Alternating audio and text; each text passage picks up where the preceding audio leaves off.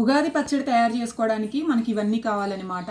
First బెల్లం, తర్వాత మామిడికాయ, మిరియాలు, నెయ్యి, చింతపండు రసం, పువ్వు, వేప పువ్వు అనమాట. ఇది చింతపండు రసం. చింతపండు కూడా ఎప్పుడు కూడా కొత్త చింతపండు తీసుకోవాలి. అంటే మన ఇంట్లో ఆల్రెడీ ఉన్నది పాత చింతపండు అస్సలు వాడకూడదు. ఎందుకంటే మనకి ఫస్ట్ పండగ ఉగాదే.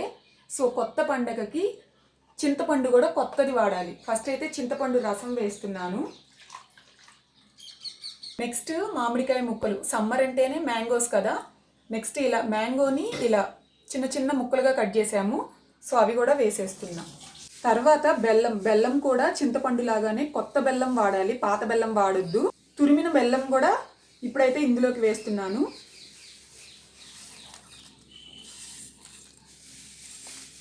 మిరియాలు ఏంటంటే మనకి కారం కోసం, కానీ మిరియాల బదులు చాలామంది కారం వేస్తారు. కారం అస్సలు వేయకూడదు. కారానికి బదులు మనం వేసుకోవాల్సింది మిరియాలు. ఇప్పుడు వేప పువ్వులో ఇది కూడా వేసామన్నమాట మేము.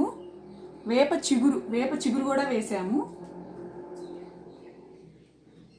వేప చిగురు కూడా వేసాము. తర్వాత నెయ్యి వేస్తున్నాను.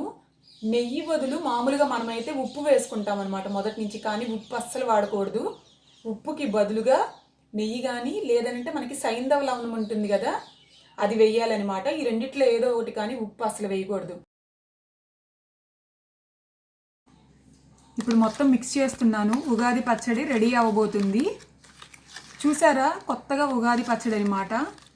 సో ఉగాది పచ్చడి చేసుకునే ప్రాసెస్ ఏంటంటే మామిడికాయ ముక్కలు, బెల్లం, చింతపండు రసం, మిరియాలు, నెయ్యి, అలానే అన్నిటికంటే ముఖ్యమైనది వేప పువ్వు. వీటితో మాత్రమే మనం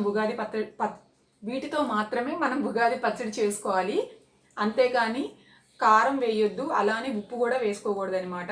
మీ అందరికీ కూడా ఇంకొకసారి ఉగాది శుభాకాంక్షలు, నూతన సంవత్సర శుభాకాంక్షలు అండ్ హ్యాపీ ఉగాది. మళ్ళీ కలుద్దాం నెక్స్ట్ వీడియోలో. అప్పటి వరకు జాగ్రత్తగా ఉండండి, హెల్తీగా ఉండండి. బాయ్.